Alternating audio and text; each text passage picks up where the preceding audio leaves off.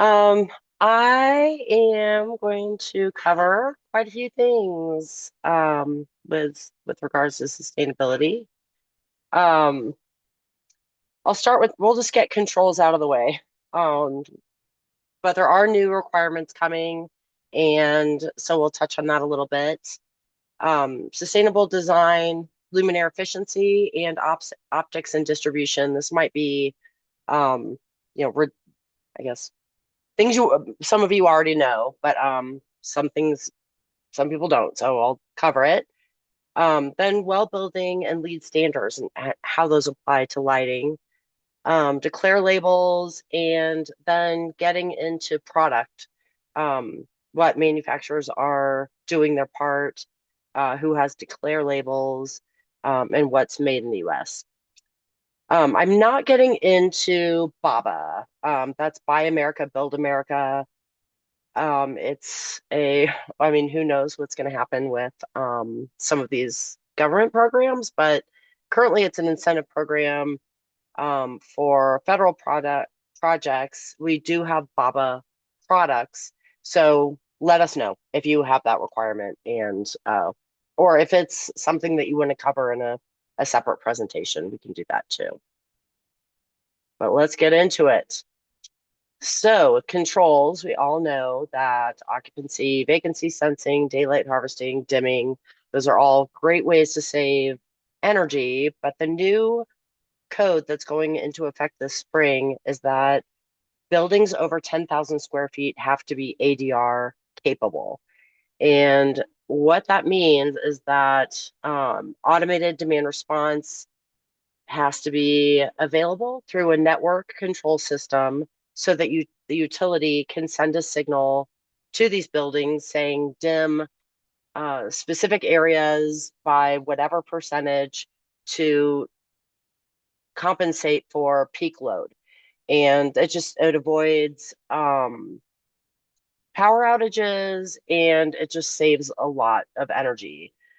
The upside of that is that buildings with these network systems can implement this themselves. They can schedule for load shed. So during, let's say, 2 and 4 p.m., specific areas dim by 15% or more, areas that aren't used as much, areas where the luminance levels aren't as critical, and it saves a lot of money, it saves a lot of energy. And as long as these systems will be in place, it's a really great way to take advantage of the sustainability features. Both NX and WattStopper have these systems, these network systems. WattStopper Plus was in Celium. They've kind of worked together to um, have these take advantage of the benefits of both systems. Um, Here, this is kind of an example of what the interface can look like, where you specify certain areas. We want these to dim 20%. We want these areas to dim 50%, or whatever it may be during peak load. You can also put a fade on it. So if you have an open office that you schedule to dim 20%, that can happen over, let's say, 10 minutes. So it's not a disruptive, suddenly you have 20% lower luminance levels. It's gradual, and hopefully nobody even notices it. Another benefit is task tuning. So you can set max output. This is in areas where spaces are overlit, which I know none of you would ever do that. But if for some reason a space is overlit, you can set the max output, save energy, and make it a more comfortable space. Or in spaces where the illuminance levels aren't needed as frequently, you can override it with a dimmer. Let's say um, you set it to a 50% max output, you can override that with your wall station and raise it if you need to. Another uh, part of sustainable design is choosing your fixture. So beyond energy savings with a well-designed fixture, you have um, the potential to increase your spacing, reduce quantity, which reduces material. It reduces the energy used to produce that material, um, the um, how much you have to transport, and how much to install. Like it will also save in labor. So keep an eye on your lumens per watt and reduce your fixtures if you can. Also pay attention to optics and distribution. So this is a little snip of a Fluxworks fixture. This shows where your lumens per watt is. A lot of these are right around 120 lumens per watt, which is really good. But also this batwing distribution. This will really help uh, improve your uniformity while increasing your spacing. This is an example of one of many. If you're looking for, the best fixture or distribution for your space, you need help with that, absolutely reach out to your rep. This is not really related to controls, except that I was super impressed by this. WattStopper and WattStopper Plus really goes above and beyond with their sustainability efforts. So, two of their target areas in corporate social responsibility is reducing their carbon footprint. They're ranked number 31 on a global 100 list of the world's most sustainable corporations. I just thought that was pretty amazing. And who would know this? They're in the top 1% of companies for corporate social responsibility performance. They also have sustainability compliance on all of their product pages. And so keep an eye out for that. It's, we typically look for these things in lighting manufacturers, but it's good to know that it is also available with controls manufacturers. So, well building and LEED standards, because these are kind of the driving forces behind sustainable buildings or having them certified, I just put a little bit of information in here about what to look for. Both of these standards are focused on the color rendering and light trespass, plus on daylight and controls. All of those things are specified or designed, so there isn't much I can touch on with those. But glare is also a requirement. So I wanted to point out what to look for. So fixtures are classified with a UGR value. It's the Unified Glare Rating, and in LEED and well building, it is 19 or lower. The fixtures that are exempt are decorative, wall wash, and adjustable. Though there's also a requirement that the luminance does not exceed 6,000 candela per meter squared at between 45 and 90 degrees. That's the well building requirement, and with LEED, it's 7,000 candela per meter squared. But we're going to focus on this glare rating because it's way easier to find. Um, so what is it? Um, there are angles, values that are given based on the viewing angle of the fixture. And the rating is, it ranges, it can go as, it can go lower than this, but 16 is considered good, 19 is considered comfortable, and that's what we're targeting here. 22 is annoying, and anything over 22 is uncomfortable. If something they don't touch on in LEED or well building is where it's being used. And it does make a difference. If you're sitting at your desk and you have a bright source um, in your eyeball all day, that's going to have that UGR value is far more important than, let's say, walking down a corridor. Um, it also does not take into account reflected glare. So anything that might be reflecting off of a screen where you're having to move your body to avoid that glare, or your eyes are having to work harder to avoid that glare. This is it's kind of it's a start, I guess, with with ergonomic design. But keep in mind, what is your design intent? Where is it going? And what are the mounting conditions? So you can have a really low glare fixture. If you mount it in the wall at eye level, it's going to be glary. So keep in mind where it was intended to go. Um, Also, what effect are you looking for in the space? So, like this kind of reception area, it shows just wall wash, really quiet fixtures in the ceiling. It's kind of a moody space. You don't have super high luminance levels. Um, a low wattage is more likely to meet your UGR value. And then this is a good example of at the bottom, I don't know if you can see where I'm pointing, but the bottom left shows a very tight beam angle, which will have a lower UGR value, but it's definitely more focused, increased shadows, and then going up to a more diffuse source, it's more uniform in the space, but you are more likely to have glare from that. And then this picture on the far right shows our open office space. This fixture probably has a pretty high UGR, but it's not in anyone's viewing angle. So these are above and behind um, our workstations, and they do a great job of lighting the surface. No one's looking at them.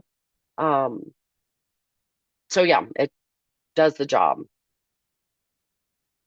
Another thing to consider is your background, your surface reflectance. So the contrast will make a source appear higher, have a higher glare rating when you have a dark background versus a light background. And I think headlights are a really good example of that, where you might not be as offended by headlights during the day, but when you have a dark background, I mean, we've all had that experience where the headlights are terrible. So yeah, your light colored surfaces in the space make a difference. So you can find a glare rating on a photometric report based on the distribution that you're using and the output that you're using.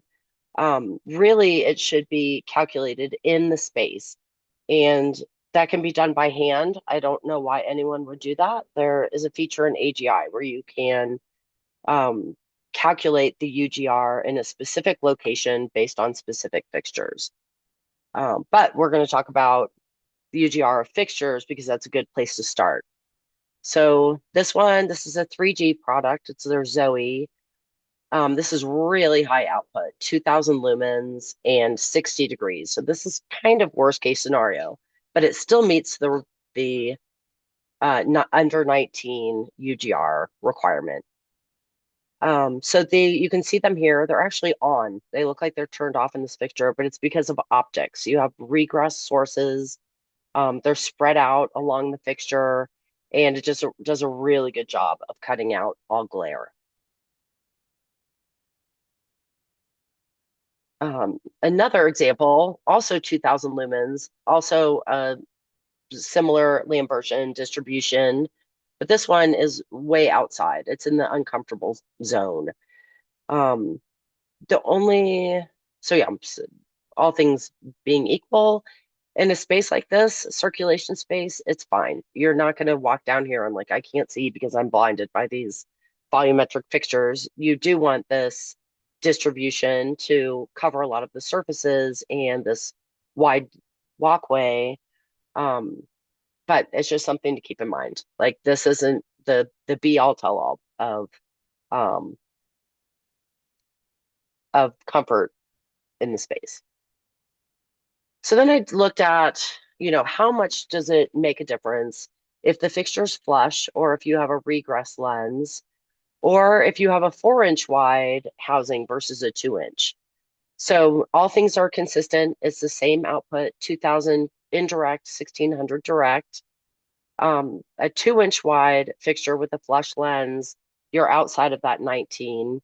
If you all you do is increase the surface area of the lens to reduce the brightness, you're down to 19.6. If you go back to a 2-inch, lens, so it's more concentrated, but you regress it, it's a little bit better, and then you meet it with a 4-inch with a regressed lens. So, do you need general ambient fixtures with low UGR, or do you need assistance calculating it, or do you need us to show you how to calculate it? Let us know. We're here to help. I didn't want to pull a million different fixtures with UGR examples because no one wants that. There are too many variables.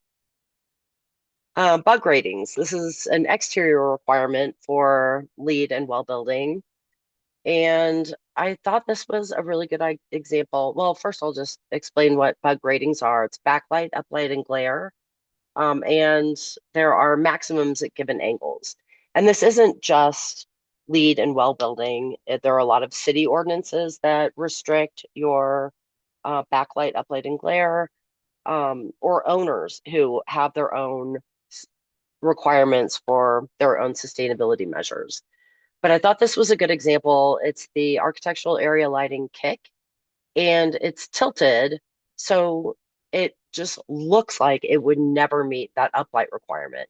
But because of the optics, all of these sources aimed straight down, as opposed to following the line of the housing, there are with the matte black finish, um, you can meet zero uplight requirements, which is pretty impressive. And the reason why it's higher with these different finishes is that they, like a white, has a uplight rating of 2, and it's because it's the light's reflecting off of these surfaces, and you're getting some uplight from it.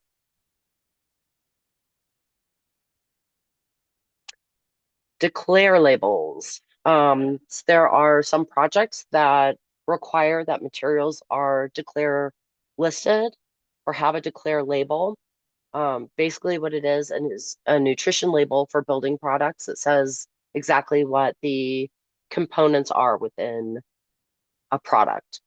It's hard for fixtures to be red list free because there are electronic components in it, which have chemicals, which have, just won't meet the red list in some cases. So if it's declared, it's saying, um, it's been reviewed, everything has been disclosed. It may contain one or more red list chemical, but we know what those are.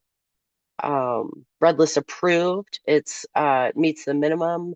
Red list free, it has no red list chemicals. So these are all of the products that are on the Declare site now, um, that are in the MH lines. And it's not to say that there are others that don't meet the requirements or haven't been submitted and aren't listed yet or aren't labeled yet.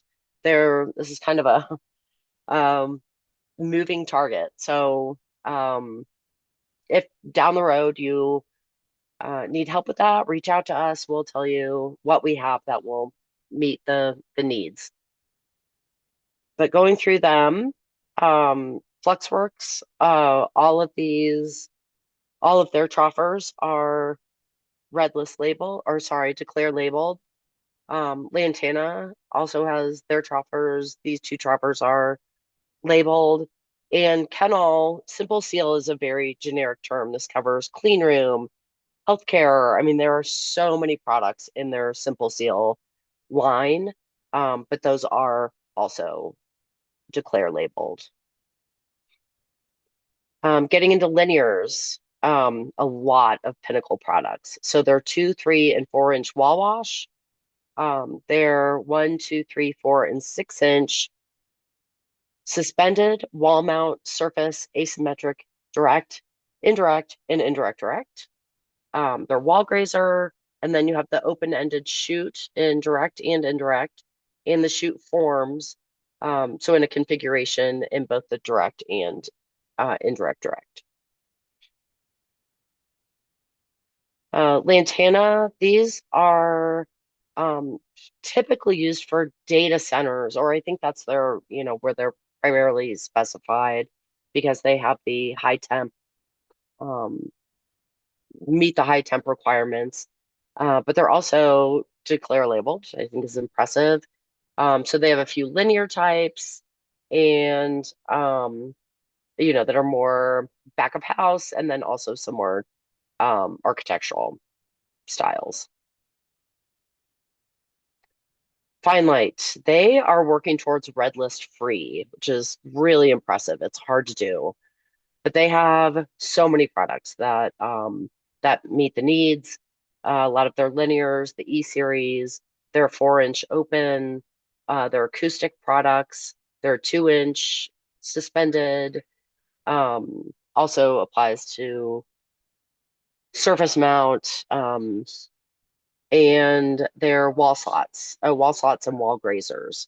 Also the 2-inch circle. The Fluxworks, basically all of their products are declare labeled. And so I won't go through all of them. You get the idea, but like their line series in the on wall and the cantilever that all can be used in the same space. They all tie together, keeping them all kind of in the family, which is nice. Same with the fold. More Flexworks. They're recessed notch in 1, 2, and 4-inch. Their profile and profile mini.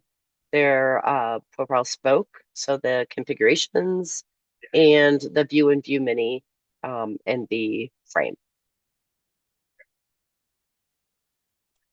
Align. This one is red list free. This it's so impressive. They have a carbon. Oh, I should also mention with Fluxworks that they have um their TM65, the carbon footprint for every product as well. Um, as does Align.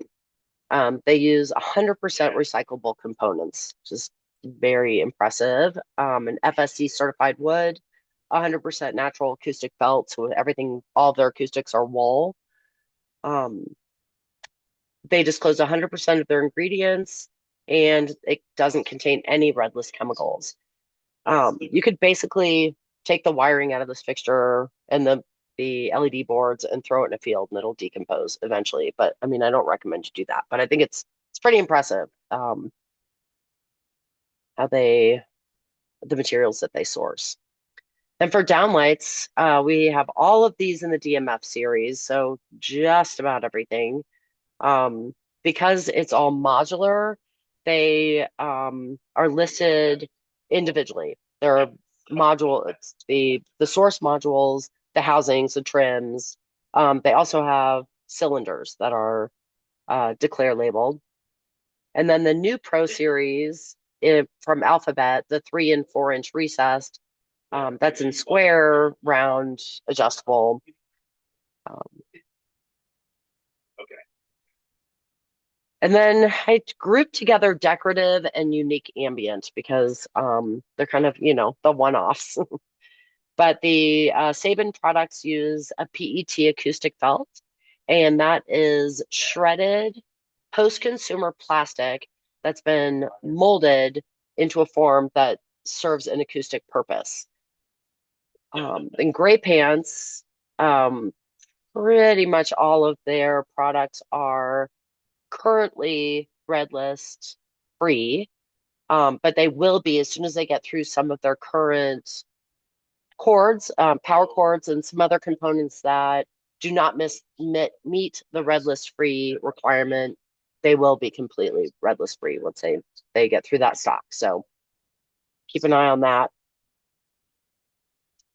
Um, Lantana, their cylinders, the fully luminous cylinder and their shorter solid cylinder are labeled, and the portal, which comes in two different sizes, recess, surface adjustable, um, surface canopy, and surface canopy adjustable, and suspended.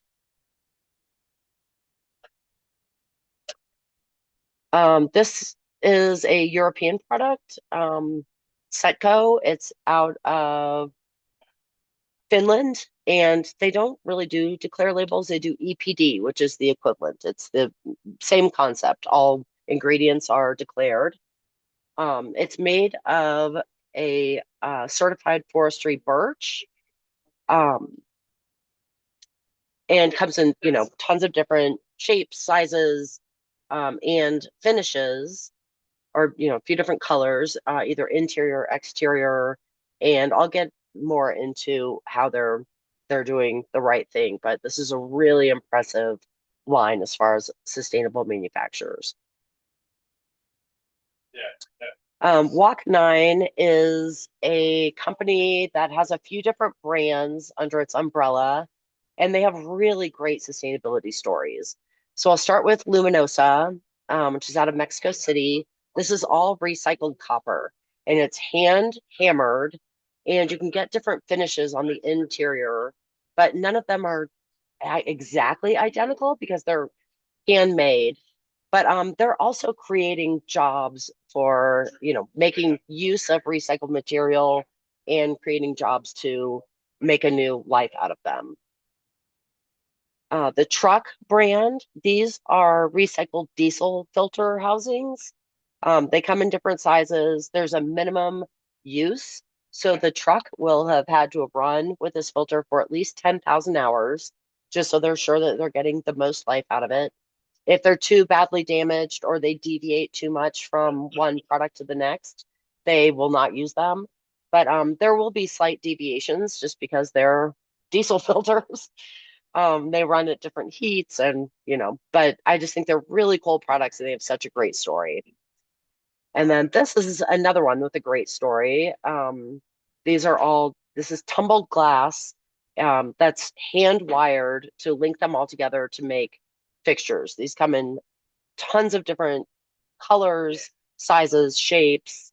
And there's just a really great sustainability story.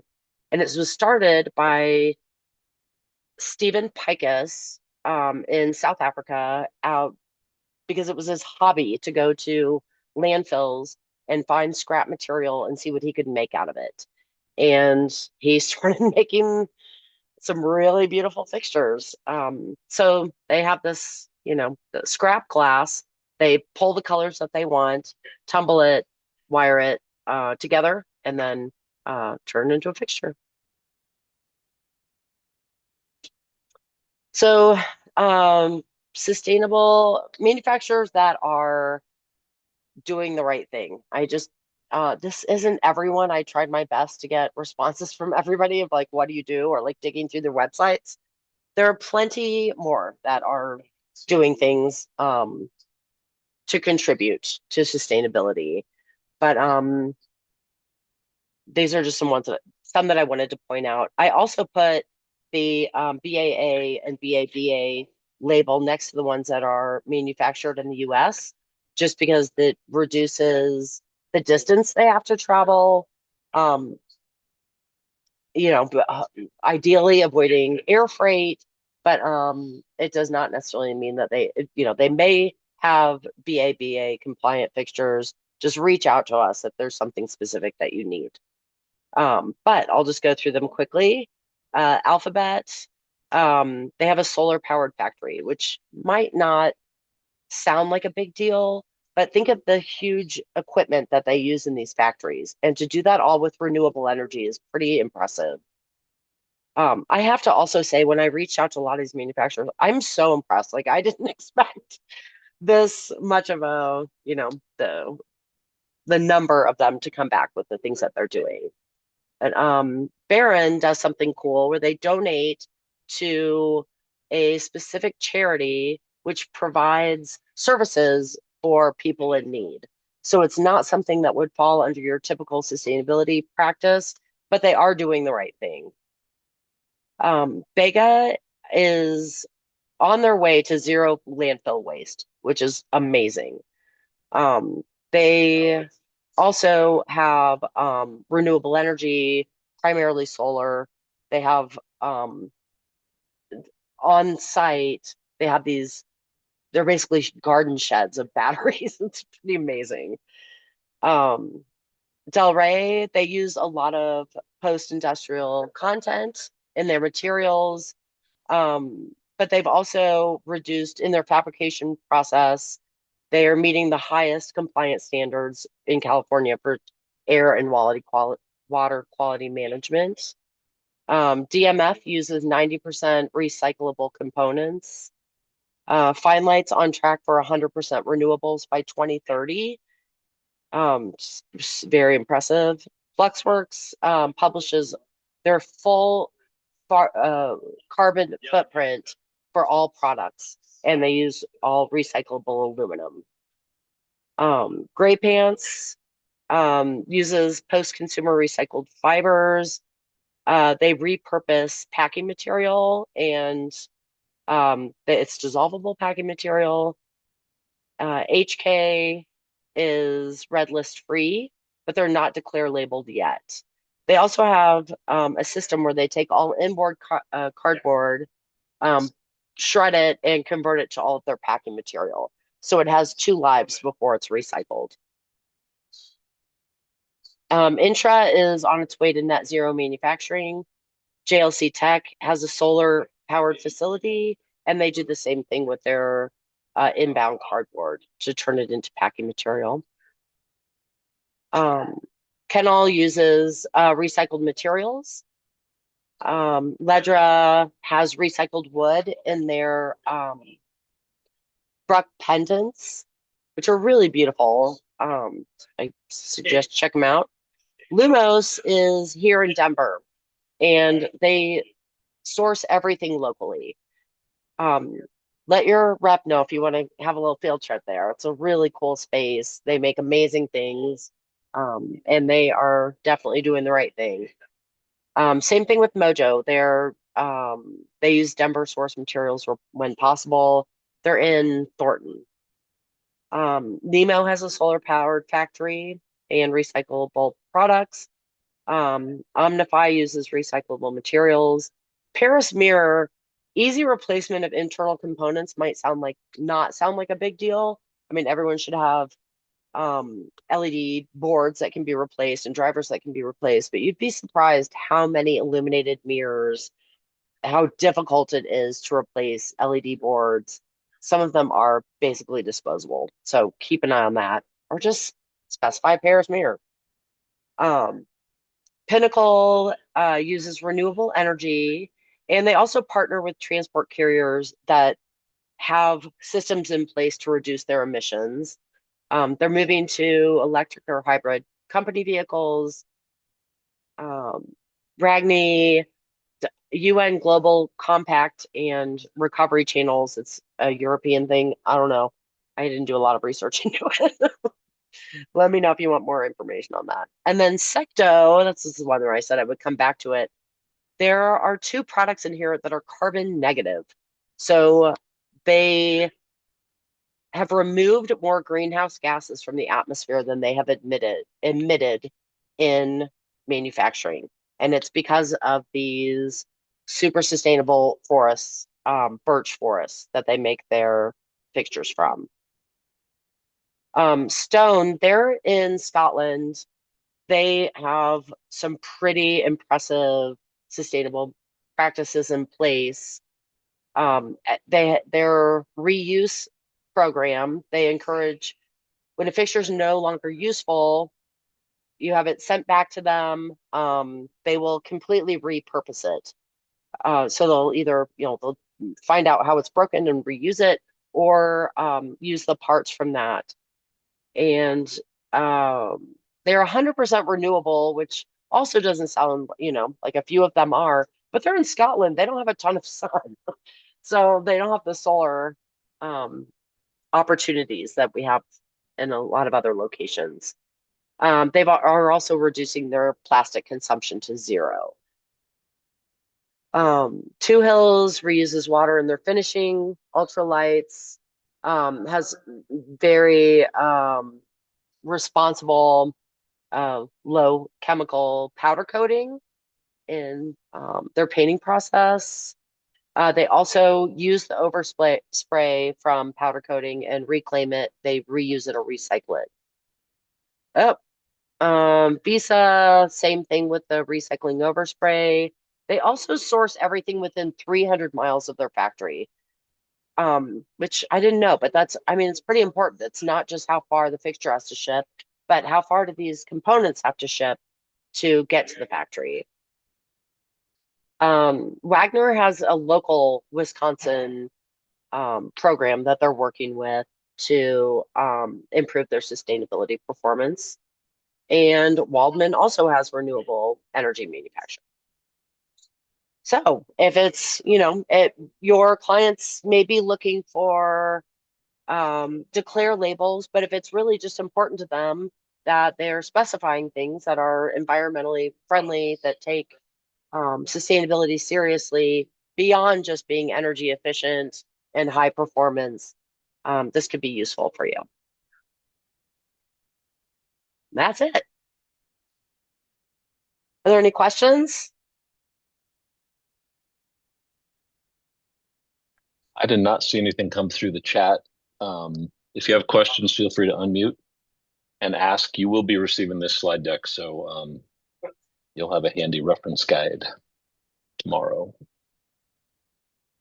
And if anything comes up, if there's anything you'd like to see added to this list, or certainly if once you receive it, if you want to also receive updates as more products become available that are either declare listed or manufacturers that have changed their practices, improved their practices, be sure to let us know.